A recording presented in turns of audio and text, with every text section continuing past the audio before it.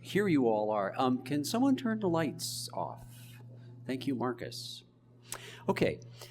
As everybody is aware, I'm sure, Bishop Museum is celebrating its 125th anniversary this year. And in honor of that, we're going to be doing a lot of things, or a variety of things, which we'll be looking back at our history going back to 1889 and a little even before that sometimes.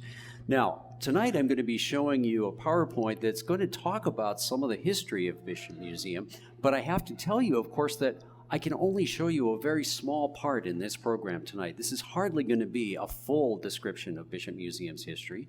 And I'm going to be focusing a lot on the campus that we are located on right now to show you the changes that have happened here, which are all indicative of some of the things that were going on in history at the same time. So let's get started. Here on the screen, of course, we have a postcard from the early 1900s that shows us Bishop Museum. And you get a sense of what Bishop Museum looked like back in those very old days. And there we are. Now, to begin with, we're going to talk about some of the important people who were involved in the Bishop Museum, the history of Bishop Museum. And we're going to start, obviously, with Bernice Pauahi Bishop. It is, Bishop Museum, of course, is named after her. It is in her honor, in her memory. Bernice was, however, not the person who started the museum, and that's an important distinction. When she passed away, she left her estate to start the Kamehameha schools, and the income from the property that she also bequeathed for the benefit of the schools just goes to Kamehameha School. It cannot go to any other institution or any other organization based on what her will says. So while there are connections between Bishop Museum and Kamehameha Schools, they are not the same thing, and Bishop Museum does not get any funding from the land which funds the schools. And this, of course, is Bernice Pauahi Bishop herself. Now, she is one of the three women who was involved in the start of Bishop Museum, and the two other ones were, first, Princess Ruth Ke'ilikolani, who was Bernice's cousin, Pauahi's cousin. She predeceased Pauahi by 1 year. She died in 1883, and it was the considerable amount of land which she left to her cousin Pauahi, Bernice Pauahi Bishop, that provided the basis for how the schools are funded. She also left Pauahi her Hawaiian antiquities, her Hawaiian objects. And the other person who's involved in this very beginning is Queen Emma, because it was during the time that Bernice and her husband Charles Reed Bishop traveled to the United States and traveled to Europe that they saw a variety of museums. And it was at that time that Pauahi and Charles began to think of the idea of starting a museum. And it really didn't come into fruition really until after Pauahi's death. But after her death in 1884, Queen Emma died the following year in 1885, in her will, Emma left all of her Hawaiian antiquities, her Hawaiian artifacts, to Charles Reed Bishop with the understanding that they would go into the museum that Charles would create in memory of his wife.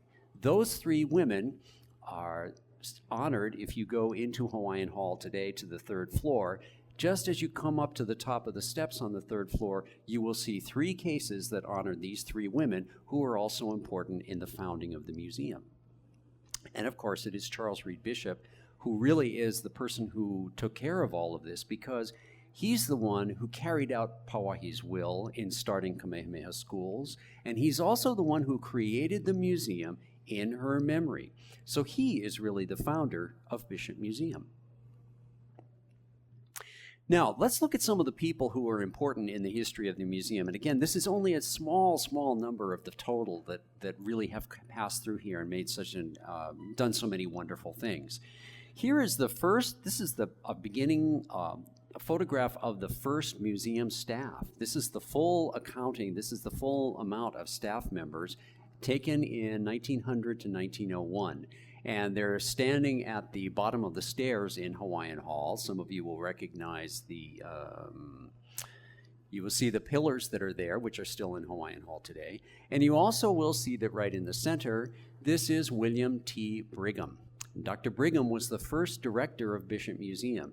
his efforts really got the museum going in terms of getting all the collections together and also overseeing the construction of the building and things like that. He was very, very involved in this entire process. And part of the museum's collections, as I said, came from the three women who I just told you about, but also there had been a predecessor museum called the Hawaiian National Museum, which had been part of the Hawaiian government. And it was decided that that governmental museum collection would be turned over to Bishop Museum when it got started. Brigham is the person who, in 1891, physically went down to Ali'olanihale, the judiciary building, took all of those artifacts out of the room where they were stored and physically brought them up here to Bishop Museum, among the many other things that he did. Another very important person is Peter Buck. Peter Buck was half Caucasian and half Maori, and what you see on the screen here are some of the notes that he took. He was the third director of Bishop Museum. He passed away in 1951. Peter Buck was important not only as a museum administrator, but also as a researcher and somebody who did a lot of work in preservation and really caring for not only the collections, but interpreting them here too, writing about them, and getting the word out about them as a scholar. And as someone who straddled both worlds of a Polynesian culture and a Western culture, he was very well suited to do that. So the reason I put these notes up here is so that you get a sense of him also as a scholar and a researcher and not just an administrator. On the far left of this photograph is Dr. Emery, Dr. Kenneth Emery. And this photo was taken in 1933 in the courtyard of Bishop Museum. And he is engaged, whoops, excuse me, not so quick. He is engaged in making a recording. That's a microphone that's inside this basket. And the man who is standing here is a chanter, a Hawaiian chanter named Kuluvaimaka, who had been born in 1845, had been a chanter for King Kalakaua. And it was understood at that time that as Hawaiian culture was diminishing, as the memories of things were being lost, the museum had to try to keep those things and hold those things and preserve them. And one of the projects they did was to make recordings of Kuluvaimaka performing the chants that he had learned in the 19th century. And those chants still exist today on various types of recorded media in the Bishop Museum archives. And Dr. Emery right there with his protege, this is the mentor of Dr. Shinoda, Dr. Yoshi Shinoda. And Dr. Shinoda came to Hawaii in the early 1950s on his way to the United States mainland, stopped at Bishop Museum, and Dr. Emery said, "You can't go anywhere, we need you here." And he is still here, these many decades later. And that, probably many of you will recognize, is Mary Kawena Pukui, who is the foremost Hawaiian scholar of the 20th century and the person to whom we owe such a huge debt for all the work that she did to preserve so much of Hawaiian culture. She is crucial in carrying on her knowledge, not the least of which being her efforts in creating the Hawaiian language dictionary, which is absolutely so important for everybody who is studying the Hawaiian language today. And in this photograph taken in the 1950s in Hawaiian Hall, in the background is the halipili, the grass hut, which is still in the hall today. This is Dorothy Barrere, and this is Kawena's assistant, Eleanor Williamson. And they are using the technology of that time, which is a reel-to-reel magnetic tape recorder, for Kawena to make recordings, just as you saw Kuluvaimaka making recordings earlier. Now, here we're just stepping up in time. And that looks ludicrous and funny, but it actually isn't, because this is right at the start of World War II in 1942. Now, this is the full staff of the museum at that time. So you see we've gone from 6 or 7 people up to a massive, maybe 15 people. The reason they were all wearing gas masks is because at the start of World War II, which of course began December 7th, 1941, it was assumed that part of the war could include poison gas. That has been a weapon that was used in World War I. So because of that fear, gas masks were issued to every single person in the Hawaiian Islands, and this photograph was taken to send to people on the mainland to show that the Bishop Museum was still carrying on, quote unquote, in the face of this adversity. Now, in addition to those staff members, there have been some very significant people who have come to visit Bishop Museum as visitors. And in this photograph, which is taken in July of 1934, we are in the courtyard. That is Hawaiian Hall back there. And that is President Roosevelt wearing the white hat. Now, probably many of you know that President Roosevelt was crippled because of having contracted polio as a young adult man when he was in his 20s. So when he went places, he couldn't walk. And it was a very calculated thing on everybody's part to also not show him in a wheelchair. So while everybody in the public knew the president was crippled, you never saw him not being able to get around. So when he was touring the Hawaiian Islands, as he did in many other places, he was driven around in an open car. And because he couldn't get out and walk, when he came to Bishop Museum, he stayed in the car, and artifacts were brought out to show him in the courtyard. So he sat and watched while demonstrations, things were shown to him, artifacts, and so forth. Ironically, I showed you just a picture just a second ago, a picture of World War II. The opposing leader of Japan, the enemy of the United States during World War II, was Emperor Hirohito, the overall leader, of course, not the person who actually did all of the planning for the war. And ironically, he too came to Bishop Museum. This is Emperor Hirohito in 1975. And he was an amateur marine biologist. And so when he came to Bishop Museum, some marine biology specimens were set up for him to look at in Hawaiian Hall. And that, everybody recognizes, is Jack Lord. Well, actually, only if you are old enough to remember the first incarnation of the television show Hawaii Five-0. And Five-0, the first iteration of Hawaii Five-0, filmed here for the first time in July of 1969 in Hawaiian Hall. And the plot of the episode was that a bunch of hippies, and I'm not making this up, broke in through the skylight of Hawaiian Hall, came down on a rope, and stole King Kamehameha's cloak. Ooh. Fortunately, that has not happened in real life. But in any case, Jack Lord and the rest of the Five-0 crew came here and filmed in Hawaiian Hall in 1969. And that was the first time I worked here at Bishop Museum as a volunteer that summer, and I got to watch them filming this. And it was very exciting. A number of television shows have been made here on the grounds since that time. And for those of you who remember Lost, which was a big cult item for a long time in the early 21st century, Lost filmed here a number of times. And you may recall that the plot was that while they were stuck on an unnamed island, all these other things were shown having happened in other places in the past. So because they were not supposed to be here in the Hawaiian Islands, Bishop Museum was a stand-in for other locations, one of them being London, and the other, most memorably, was Moscow. And they filmed right out here up against Hawaiian Hall, on which they put signs in Russian and tons of fake snow. And again, I got to watch that happen too. And some of the snow was styrofoam, and the rest of it was actual truckloads of shave ice that they came and dumped on the ground. You see how exciting it is here at Bishop Museum? Okay, now let's look at the place, because I told you that was what I was going to be focusing on. So we're going to be talking now, and I'm going to be showing you pictures of what this campus is and what it's been through in over all the many years that it's existed. So this aerial photograph was taken in 1929. And I'm going to show you where we are and describe what the neighborhood is so you can place yourself. First, this whole thing, as you'll see down at the bottom, is labeled Kamehameha School.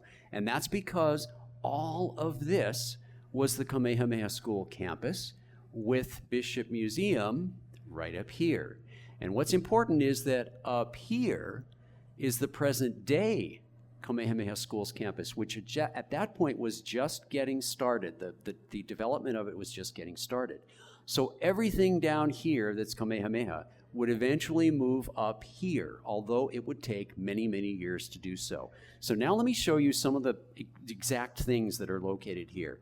Down here, this is the Kamehameha Girls' School. This is King Street. This is Kalihi Street. And this is Hoftailing Street. So over here today is Honolulu Ford, and over here today is KFC, in case you want to have dinner afterwards. So that's the girls' school. This is the preparatory school, meaning the elementary school. This is the Bishop Memorial Chapel. Up here, this is Bishop Hall, Bishop Museum, And all the rest of these buildings are the Kamehameha Boys' School. And I'm showing you all that because I'm now going to be showing you in detail, more details, what some of these buildings are or were, because they're no longer with us. This is also a 1929 aerial photograph, but it's a closer view. So a cropped view. So this is Bishop Hall. This is the Bishop Museum complex as it was at the time. And this is the Kamehameha Boys' School shop building. Up here are other buildings, and these are all dorms. Most of these are dorms for the boys' school. Dorm A, Dorm B, Dorm C is down here, Dorm D, and Dorm E. I'm pointing those out because we'll see more of them as we go along. And up here is Kapalama Elementary School, which is still there today. And you'll notice there's no division between the school grounds and the Bishop Museum grounds at that time. Now, we've gone up in time to 1955. And again, here's Bishop Hall, here's the Bishop Museum complex. Down here, the boys' shop building for Kamehameha. The dorms that I just pointed out, A, B, D, E. But now there's a lot of things that have changed. Now there's a division between Kapalama Elementary School and over here. This is Bernice Street, which was constructed in the early 1950s. And you'll also notice there's now a subdivision here. And there are houses along the streets here. And that's a very important thing. Also, beware, or not beware, but be aware, here again is the Kamehameha Boys' School shop building. These are temporary World War II buildings that were built on the grounds of Farrington High School during the war. Now, keep in mind what this looks like. And here's a view in the 1980s. And what's the major thing that's changed? The H1 freeway has now gone through that property that I showed you earlier. So that is a major division between what was once one big piece of property. Here are all those houses that I mentioned, and even though this looks like a fairly modern picture, and it is, a number of other changes have occurred since the time that this picture was taken, including the construction of the Science Center down here. Okay, in the early 1950s is when a major change occurred to our grounds with the construction of what was called the Museum Park Tract. That's the subdivision that Bishop Estate, which owned this property, constructed at that time from 1951 to 1953. So here in this map from 1953, you can see down here is Farrington High School, up here Bishop Museum, but there's no Bernice Street because that's School Street. Vineyard Street ends at Hoftailing Street. Now, if we go forward just one more edition of the Bryan sectional map, which was, by the way, published by E.H. Bryan, who was the curator of collections at Bishop Museum at the time, we see now that all of these streets have been built. Bernice Street, Gregory Street, Peter Buck Street. They're all named for people connected to Bishop Museum. And now here's the museum.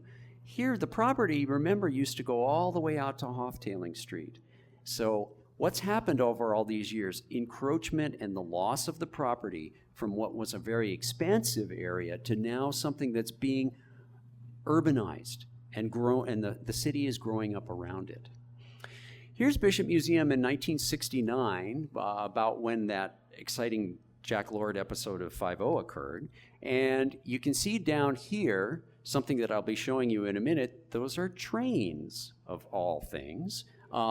Notice here's the Hawaiian Hall complex, Bishop Hall, other buildings added in later years, Dorm D, and so forth. This is still an underused area in 1969. And about 20 years later, what we have now is here's our entrance to Bishop Museum in the place where the trains were. There's the freeway, which was already there. Here are the perimeter houses. And again, notice how things are growing around Bishop Museum. So to go back to, again, the 1929 view of the museum, the girls' school down here, the preparatory school, the Bishop Memorial Chapel, the shop building, Bishop Hall, and the Bishop Museum complex itself, along with the boys' school dorms. Now we're going to look at some of those buildings individually. This is the Kamehameha Girls' School as it appeared about 1900, or actually, yes, about 1900 is correct. The boys' school opened first, and the girls' school was announced for its opening in 1894, which is several years after the boys' school had already had its first graduating class. This building was located makai of King Street in what is now Kamehameha low-income housing. On King Street itself, this was the main entrance to the entire grounds of the school, as well as Bishop Museum. That's how you got to the Bishop Museum grounds, by driving off of King Street and going up the rise to where the museum was located. This is the preparatory school building, which was replaced in the late 1930s by Farrington High School. And you see these two stone pillars. If you look in front of Farrington High School today on King Street, there still are several stone pillars. I need to go and check with this photograph in hand to see if those are the same ones. And if they are, that's one of the very few remnants of the time when that was Kamehameha Schools. This is the Bishop Memorial Chapel, Pernice Pauahi Bishop Memorial Chapel. It was completed in 1896. And it stayed in existence until 1954, although by that time, most of the school had already moved up the hill, and Farrington High School had been built around this building. And it was demolished in 1954. Now today, we look at that and think, how could you possibly tear down a building that looks like that? And you need to remember, because this is something that's going to come up as I continue, in the 1950s, this type of Victorian architecture, the cut stone, which is also what we have here in Hawaiian Hall Complex, was really out of fashion. It was considered really ugly and old and not something you wanted to keep. So, of course, they demolished it. So here is the very start of Bishop Museum. This is Bishop Hall, the Kamehameha Boys' School classroom building, and here's the first Bishop Museum building as it appeared when the museum opened to the public for the first time in 1891. And here's Bishop Hall just by itself. It is still standing today. And we are very proud to say that we have completed the restoration of the Hawaiian Hall complex, but Bishop Hall is in need of a tremendous amount of restoration. So that is going to be, in theory, our next goal for the fundraising and the construction work that we're going to do here on the grounds.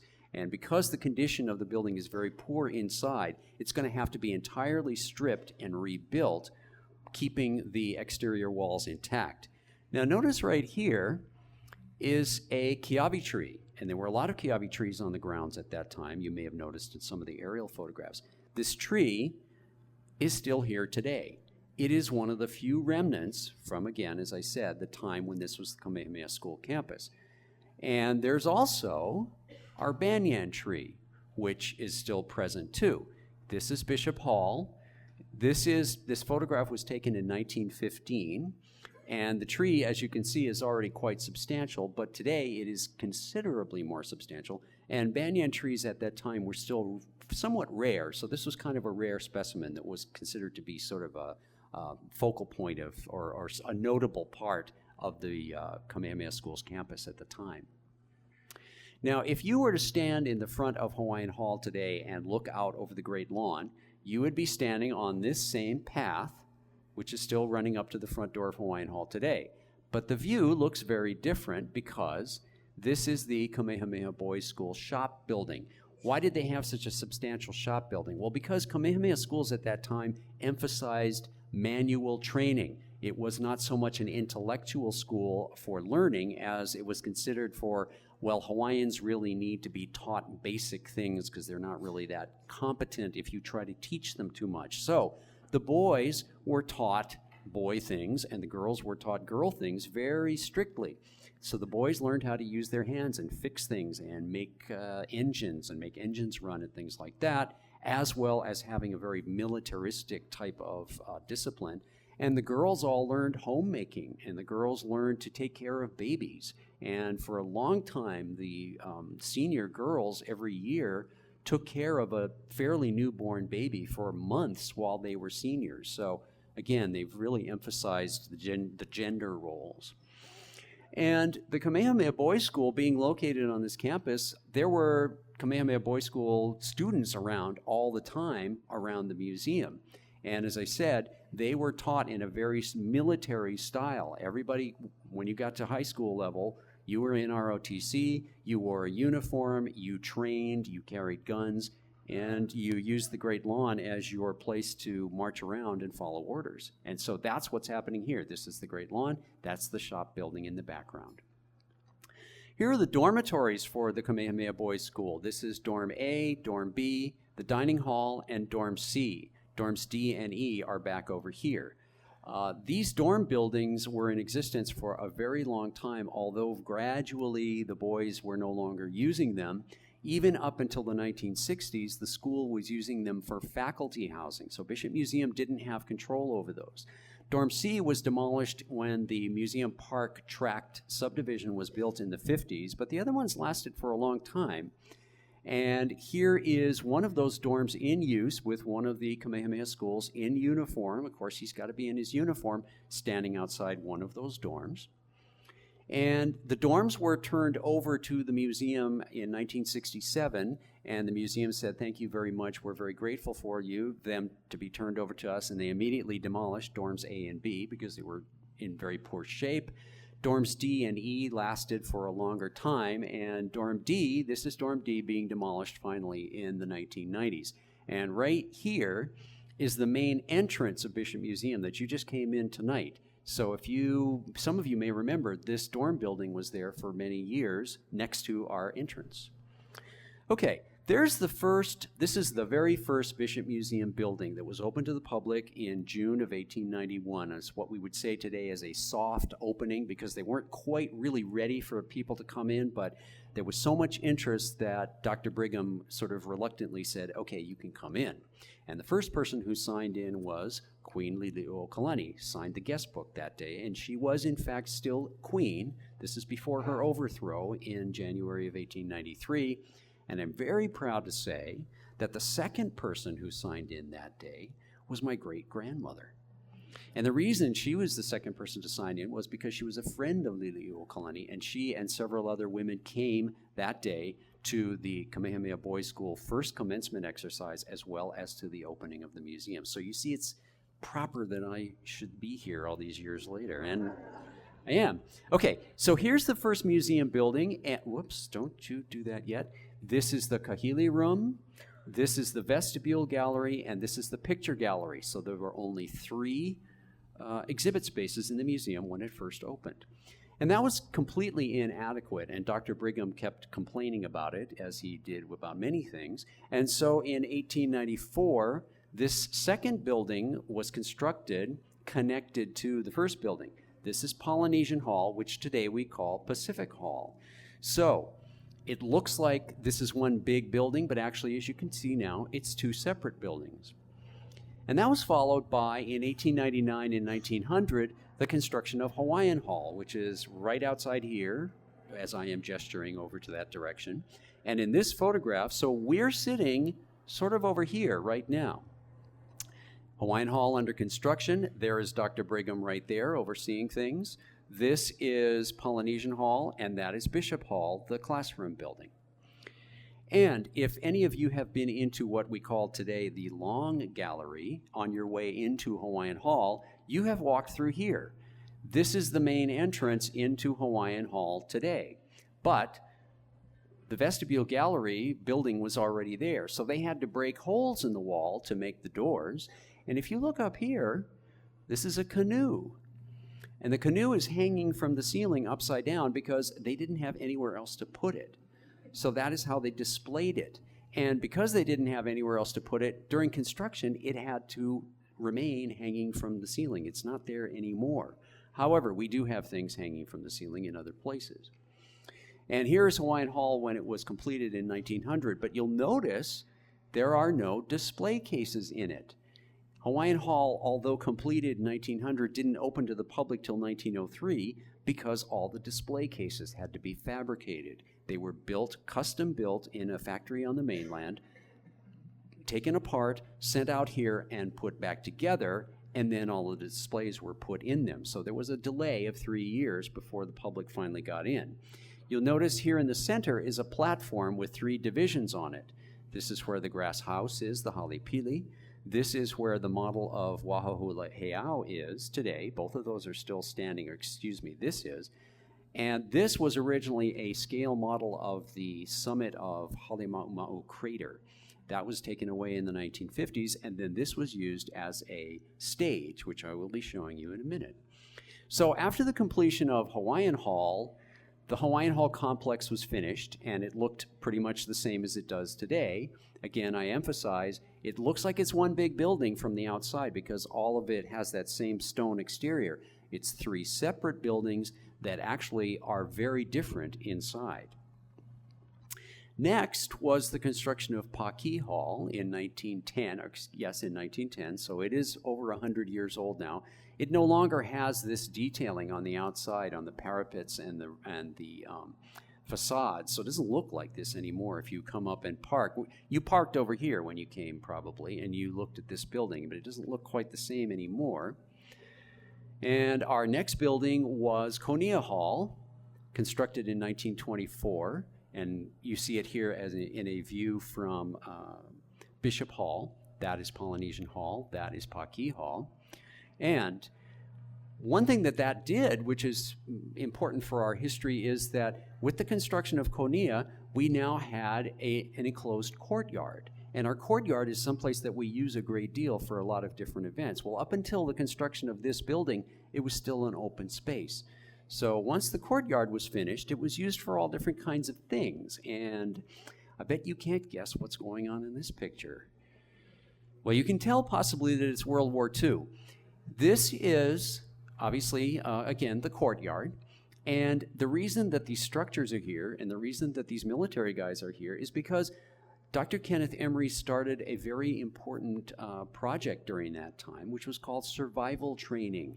And all of these guys who were going to be going to the Pacific to different locations to be fighting against the Japanese in World War II, particularly if they were pilots, they might find themselves stranded in places in the Pacific where they had no idea how to survive. So Dr. Emery taught people, here's how to make shelter, here's what you can eat, here's what you shouldn't eat.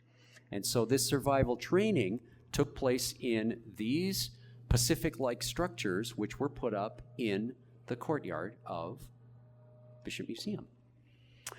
In the early 1950s, and I'm going to get into this more later, a number of changes came to the museum, and one of them was that the formerly just open and fairly unused courtyard was redeveloped and paved, and after that, it began to be used for a great deal, such as events, as well as it became for a long time where there was a Bishop Museum kind of a snack bar for the staff as well as visitors.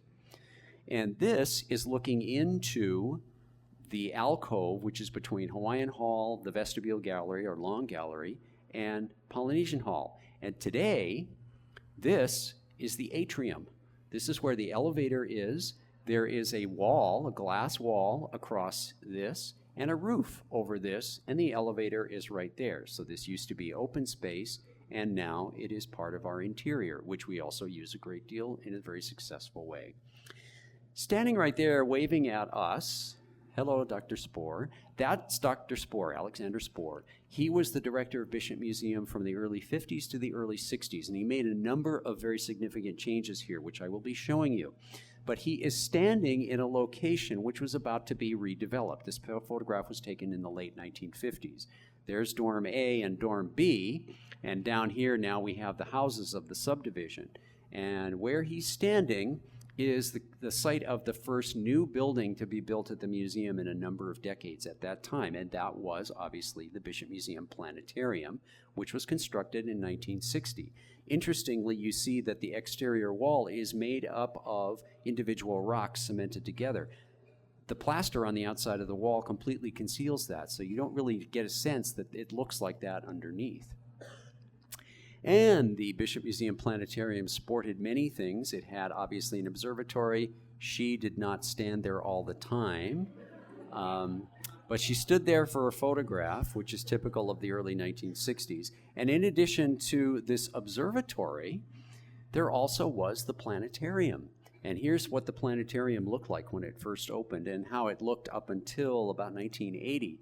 Now, this doesn't look like your most high-tech type of tool to be able to look at the night sky. And of course, by now, it is very outmoded. But this device, which projects through this round thing onto the ceiling to show the locations of stars, served an extremely important purpose. And that was that it was used by the Polynesian Voyaging Society to learn celestial navigation. And right here is Nainoa Thompson. And that's Dr. Kreutz, who was the director of Bishop Museum at the time, and along with Dr. Emery. Nainoa spent hours and hours and whole nights in the Bishop Museum Planetarium learning the stars for when he would be going out to be the navigator for the Hokulea. And so that device, which looks rather clunky, actually was of great significance in Hawaiian history. Next on the list of the new buildings, or newish buildings, is Pauahi, and this is Pauahi building as it looked after its construction in about 1965. And here's Pauahi again, and while it does have a similar size and mass and height to the other buildings that it was connected to, very obviously being built in the 1960s, its facade is entirely different than all the other buildings too. So in some sense they are similar, in other senses they are wildly divergent. Now, if you look between, in this area here, you'll see that this is a parking lot in between Pauahi and Konia over here. So of course that's where important people park. Aha, but Bishop Museum, unfortunately, always needs space, but Bishop Museum doesn't have a lot of money. And so in the 1970s, we began to have trailers, and turning us into sort of a trailer park. Here is the dedication of this trailer with Dr. Kreutz in about 1978. And this trailer is called Kamala Trailer. And ironically enough, that means temporary shelter. And it's not so temporarily still there 35 years later. Alas, in any case, when you need space, you need space. Now, this is the Atherton Halau, and you are sitting in it right now, and I am standing in it right now. And this is something that, again, is part of the Bishop Museum growth over the years. This occupies a site which had something called the Brigham House. It was a Victorian-style private home. Presumably, Dr. Brigham lived in it. It was demolished, and in turn, this structure was built through a donation from the Atherton Foundation. And again, Bishop Museum needed space, but it also needed something more important, which I'll get to in just a second. So in the 1980s, this building, which is called the Jabolka Pavilion, was constructed around the existing planetarium. And by the way, up there is Kamehameha Schools, which I showed you early on, its location when it was just about to be developed. So here is the planetarium as it appeared when it was just sitting by itself in all its grandeur. And look at this particular wall with the vertical lines in it, because there's that same wall with vertical lines in it, which is now part of the Bishop Museum shop. So that's the building was built around the planetarium. This, at the time that this photo was taken in about 1990, was considered an exhibit space, but now this is part of the Bishop Museum shop. Now, this is the entrance that you came in tonight, and this was opened in the early 1980s, and over there is the Jabolka Pavilion and the planetarium. This is Dorm D that I showed you earlier being demolished. Bishop Museum has gone through some strange changes because of the urbanization that I talked about earlier. And that is, remember I showed you a while back the photograph of the original entrance from King Street that was a driveway entrance. When the property was in that condition, Bishop Museum was up at the top of a hill. It was at the rise. So if you came in from King Street, you drove up to this impressive Victorian building, which was higher than the rest of everything else that looked down on everything else, which was a very attractive way to site the museum. But, as I've also shown you, as urbanization has happened and as roads have changed, it became no longer possible to drive in from King Street and come up to the museum. For a long time, you came in from Hoftailing Street. Then that shifted to, you came in from Kalihi Street. And finally, because Kalihi Street turned into such a major thoroughfare, it was necessary to again move our entrance to where it is now, off of Bernice Street. The problem is that it now gives us this very screwy way of getting onto the property, and you no longer approach the impressive Bishop Museum structure as you once did, because you have to come in from the side, because so much has changed around the museum's location. Now, I showed you some of the pictures, I showed some pictures that showed the museum park tract subdivision housing. Well, all of those houses are still there except the ones which were built along the very perimeter of Bishop Museum. Those houses were accepted from a law which was passed in the 1980s or 90s, which allowed leasehold land or property owners to purchase the property that their building was on. So everybody else could purchase their home if it was on Bishop Estate land, Kamehameha School's land, except the people in the perimeter. And so as those leases have expired, we have gotten those properties back. And we now have finally, after probably 20 years, gotten all of them, which means that we now have the space that we didn't have before. And this photograph taken in the 90s shows one of these houses being demolished with Bishop Museum in the background. That's Castle Building. And the demolition of this strip of houses allowed us to construct the Science Center, which is part of where we are today. Something else that's made a big difference, the entrance that I showed you to Bishop Museum is up here. That's where you are today. But up until a few years ago, there were private homes still on this corner. The problem being that as you drove up, it really wasn't evident where Bishop Museum was. And if you were a tourist, you'd never been here before, you couldn't tell where you were going. Getting this piece of land back finally has allowed us to install a sign here now so that Bishop Museum has a more impressive entry than it did for a long, long time. Now let's look at some of the interior spaces and how they've changed over the years, because they've changed a lot. This is the Kahili Room. This is one of the first, as I said, one of the first 3 exhibit spaces in the Bishop Museum building. And it was constructed with these cases specifically to display and hold kahili. And those kahili were a very important part of the donations or the collection that came to Bishop Museum at the beginning that had belonged to Princess Ruth and to Bernice Pauahi Bishop and to Queen Emma. So the Kahili Room was made just to show those off. Well, in the early 1950s, as I said earlier, when we talked about the Bishop Memorial Chapel being demolished, the old-fashioned aspect of Bishop Museum was really not considered very positive. People didn't want to come here because it was so old and stuffy, and why should I go see that place? So Dr. Spohr embarked on a modernization program, and one of the things he did was to change the interiors of some of these rooms. So if you look up here, you see this area where the 2 windows are. Well, there it is later on, because the Kahili Room was turned into a changing exhibit space for many years. And then when we got started on the Hawaiian Hall renovation and redoing, we brought the Kahili Room back to be what it once had been, which was, again, the Kahili Room, where the relics and the artifacts of Hawaiian ali'i are displayed as they properly should be. This is the former vestibule gallery, which is called the Long Gallery today. And this is the way it looked in its early days. There are open windows back there. That was how illumination and ventilation got into the museum rooms.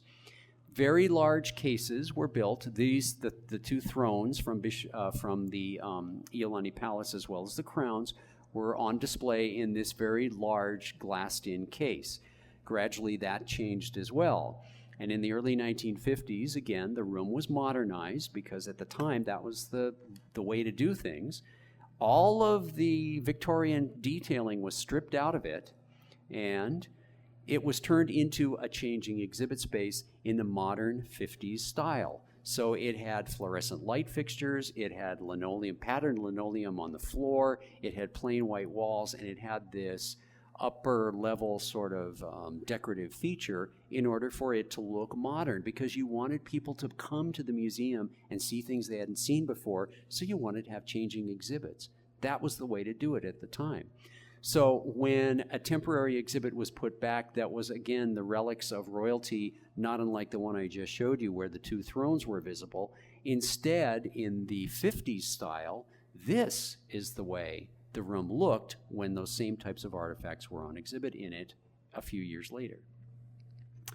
This is Polynesian Hall, which is now called Pacific Hall, and I hope all of you have been to see it now that it's been renovated. This is the way it looked not long after it opened in 1894. It has a very early type of linoleum floor. It has these wooden railings around the mezzanine level, and in typical Victorian style, it's got lots and lots of stuff exhibited all over the place in a real mixture of styles, in a real mixture of things, because in those days, that's the way you did it. Well, it too underwent drastic renovations in the 1950s to, again, make it more modern, and it had this dropped ceiling put in. These wooden balustrades were covered up. The original cases from the Victorian period were taken out, and it then became this interior room. The original koa beams and support wooden columns were bleached so that they were lighter. This solid wood was put over the original balustrade that you saw. The level was dropped down considerably, so there was a lot less room here. These freestanding cases were put in, and in the 1970s, we had a really nice green, avocado green shag carpet put in. And no, it's not there anymore, and no, we didn't save it. Well, something else that Dr. Spohr did was to, and again, this seems like it just would always have been there, to have the first Bishop Museum gift shop and bookshop. Nowadays, we expect every museum we go to have a shop, and we would be surprised if there wasn't one. But in the 50s, that was a new concept. So initially, the shop was located in Hawaiian Hall. This is a part, this is a part of the ground floor of Hawaiian Hall. And if you've been to Hawaiian Hall recently and know what it looks like, this is where the large screen is that shows the continuously showing film that's to the right as you walk in. So here is the bookshop in its original form, and as you can see, it says bookshop. This lady here, who's writing up the purchase, presumably of the nun, is Pat Bacon. She is the daughter of Mary Kavenapukui, and for a long time, this is where she worked in Bishop Museum, which is difficult to understand considering the amount of Hawaiian knowledge that she had, that she was running a cash register, but she was. And then this lady here is a volunteer, and she was a volunteer who drove everybody crazy. And Pat Bacon has told me many stories about her. She would tell people, don't buy it here, go to Long's, it's cheaper. And the manager of the shop, whose name was Inez Gibson, would be so angry she'd have to go around on the other side of a bookshelf and shake her fists in anger because she was so frustrated. But this woman, you couldn't do anything about it because she was a volunteer. You can't fire her. And guess who she was? She was my grandmother.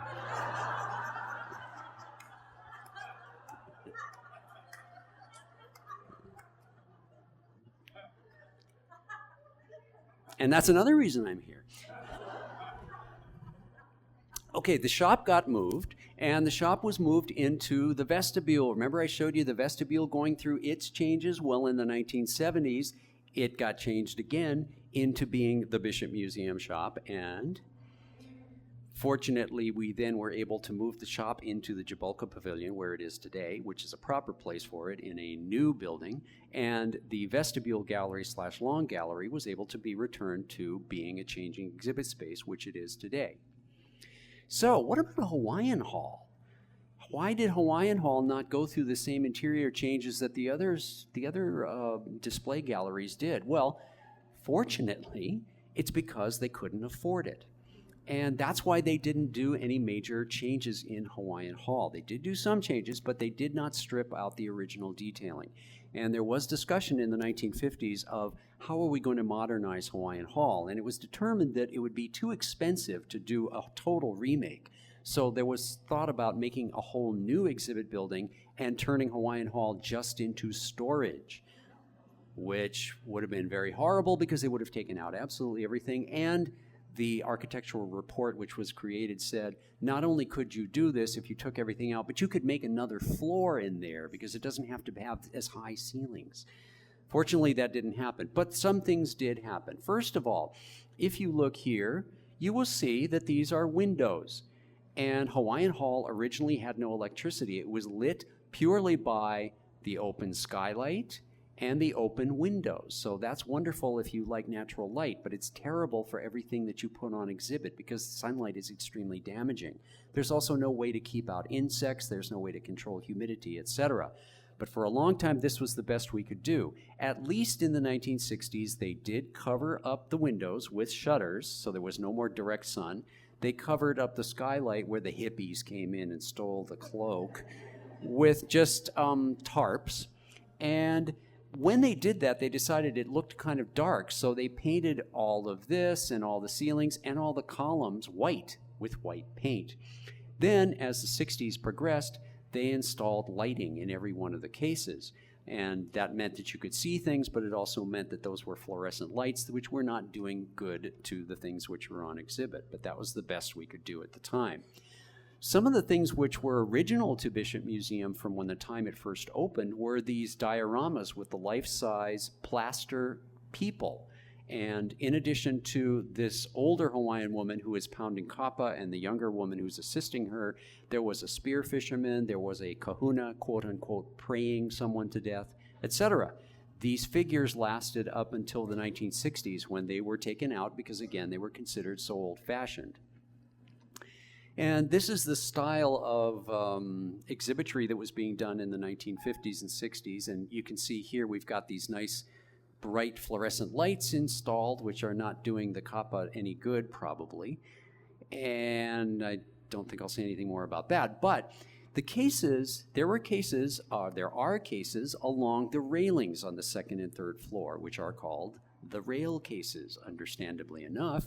And all of the rail cases had fluorescent lights installed in them. And then in the 60s, to provide a nice background for any of the artifacts you put in there, this cork board was installed, which is nice and dark and attractive looking, but unfortunately it also gives off acidic fumes, which at the time nobody knew about. So this was not actually a good thing to do. When I first worked here in 1969, in the summer of 1969, as a 15-year-old, one of my jobs with my brother was to install this cork in these cases, and so I remember it very well, even though we didn't know how nasty it was. And here's the way things looked with the nice bright fluorescent lights and the nice bright white columns and the nice also kind of avocado-ish carpet too. Hawaiian Hall looked like this for a great many years. In 1984, it was planned to do a complete renovation of the hall. We got a new director, Dr. Duckworth. Dr. Duckworth said, we can't afford this. We don't have the money to do it, and the project came to a halt. The downside was that we had another 20 years of continued deterioration, but the plus was that when we did finally get to do the Hawaiian Hall renovation, starting in 2006, we were able to use far better technology and able to do things that we would never have been able to do in the 1980s. So it actually ended up being something for the better. And the whale, by the way, has been installed since the very beginning in 1903, and that's something that has never changed and shall never change. Now, Bishop Museum has done a lot of good things, but there have been some erroneous decisions made, and some things have been done which really were something that we couldn't do or we shouldn't have done, but we didn't know at the time. This sign was installed right near where we are in this building right now in 1967, and it says that this is going to be the Bishop Museum's Department of History and Technology, and Bishop Museum invites donations of equipment and objects. Now that meant that they were actually going out and saying, give us trains, give us an airplane, give us other huge things. And in this open area, which is now where the parking lot is, there were trains. Now, this was done with the best of intentions because the trains were important parts of Hawaiian history. The downside is we couldn't take care of them. So they just sat in the open weather until they were donated to the Hawaiian Railway Society, which is where they now are, and those folks are taking care of them. Some other decisions which weren't so good. This is King's Alley. King's Alley is a shopping area in Waikiki which opened in the early 1970s. It's one of Chris Hemeter's early developments, for those of us who remember Chris Hemeter. And moving into this wonderful new structure, which has, as you can see, an intentional old-time type of appearance, was something called the Bishop Museum's Heritage Theater. And the Heritage Theater was located kind of in the very back of the complex, and I suspect that's because they couldn't rent the space out because no retailer thought it would get enough foot traffic. But regardless of that, the Heritage Theater did have some exhibits in it, as you can see here, and some of these are very important things. This is a dress belonging to Queen Liliuokalani, for example. But basically, it was in fact a theater in which a variety of programs were put on, but mostly Hawaiian music. Now, in addition to the Heritage Theater at that time in the 1970s, there also was the Falls of Clyde. The Falls of Clyde was a ship that had been used in the Pacific in the early 1900s, and it was going to be junked or scuttled in the early 1960s, and a community group got together and had it towed back to the Hawaiian Islands where it once had visited, and it was then painstakingly restored to the best of everybody's ability, and Bishop Museum took it on as its responsibility. So here you see the Falls of Clyde berthed in Honolulu Harbor as part of the museum. And how did you get between the museum and the Heritage Theater and the Falls of Clyde? Why, you rode on one of these happy, jolly, red double-decker buses from England. And you could do that by taking, quote, free excursions, it says in big letters right here. Well, actually, if you look here, it's not free. You had to have a ticket, of course, to see the Heritage Theater at Kings Alley, the Falls of Clyde, and Bishop Museum. Now, this was not a bad idea. This was actually a response to a lot of complaints over the years, which we still hear today, which is Bishop Museum is too far away from tourists. It's too hard for tourists to get there. So the idea was, instead of having them come here, we'll go to them. We'll build a facility in Waikiki, and we'll also take on the Falls of Clyde, which is part of our whole thing of collecting trains and planes and automobiles. The downside was that Bishop Museum couldn't sustain this. And so this rather grand idea gradually began to peter out. Heritage Theater was closed, the Falls of Clyde was given to the Maritime Center, and the double-decker buses went to the junkyard. And we did learn a lesson, except that we then opened another facility in Waikiki in 2001 at the Hilton Hawaiian Village in their new Kalia Tower. And that too did not work out, because even though it seems sensible to go to where the tourists are, in fact you don't get enough people to make it all worthwhile. And there was also some other little glitches, like September 11th, 2001 happened shortly at 1 month after it opened, etc. But in any case, this was a noble effort which did not come to very positive ends. There have been some rather strange exhibits at Bishop Museum. This is from the early 1970s, and this is in the Polynesian Hall, what is today the Pacific Hall, and it was called 2 by 2, like it was Noah's Ark. But this consisted of a display of dead animals that had been shot by a wealthy guy who wanted some place to display his animals, and a deal was worked out with Bishop Museum to display them here. Now, the relevance of a bunch of dead animals, none of which are Hawaiian, was rather sketchy, and it has been pointed out to me that this encounter that you see going on here between the brown bear and this feline, or the suggested encounter, since they're both snarling at each other, actually could never have happened because he's from North America and this is from South America, but we're not worrying about such things. And here's one of the centerpieces. Again, this is Pacific Hall. It doesn't look like this anymore. And we no longer have a polar bear threatening you when you come into Pacific Hall. But there's that nice carpet again. In any case, I don't want to, I truly am not trying to be critical, but of course there are things that we think are a good idea at the time and turn out not to be. Now, I mentioned earlier that in the center of the platform, in the center of Hawaiian Hall, originally had this scale model of the Halemaumau or Kilauea crater, and that was removed in the 1950s, and then this became a stage, and all kinds of different programs have been put on that stage. And what you see here is Melvin Lead doing a Christmas program. This is being broadcast live on television, and that's the cameraman. And here's an orchestra playing. So this is quite a big deal. And the stage got used for all different kinds of things. And we decided when we got into the decisions for the renovation of Hawaiian Hall and what we were going to be doing in there. Right here is a model of Waha'ula Heiau, and that heiau model was created using rocks from the actual site itself, which now no longer exists, but because it has been covered by lava. Waha'ula Heiau was incredibly sacred and very powerful, and it was a sacrificial heiau. And in thinking about what we were doing in the hall, we didn't like the idea of doing shows, even as positive and fun as they might be, next to a site like this. So the heiau model is still there, but we no longer have a stage there, and we no longer do that type of programming in Hawaiian Hall. Something else we no longer do in Hawaiian Hall. This is something that was trendy in the 1990s, to have dinners inside museum galleries. And so Bishop Museum did that as well for important donors in Hawaiian Hall.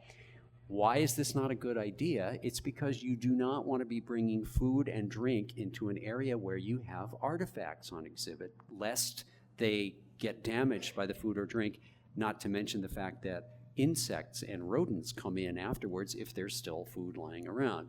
So this is going to be something that you're never going to see again in Hawaiian Hall either, and that's all for the better. Now, I don't want to have this be too much of a critical thing, so I want to show you, just as an ending, another one of the wonderful connections that we have to history here on the grounds of Bishop Museum.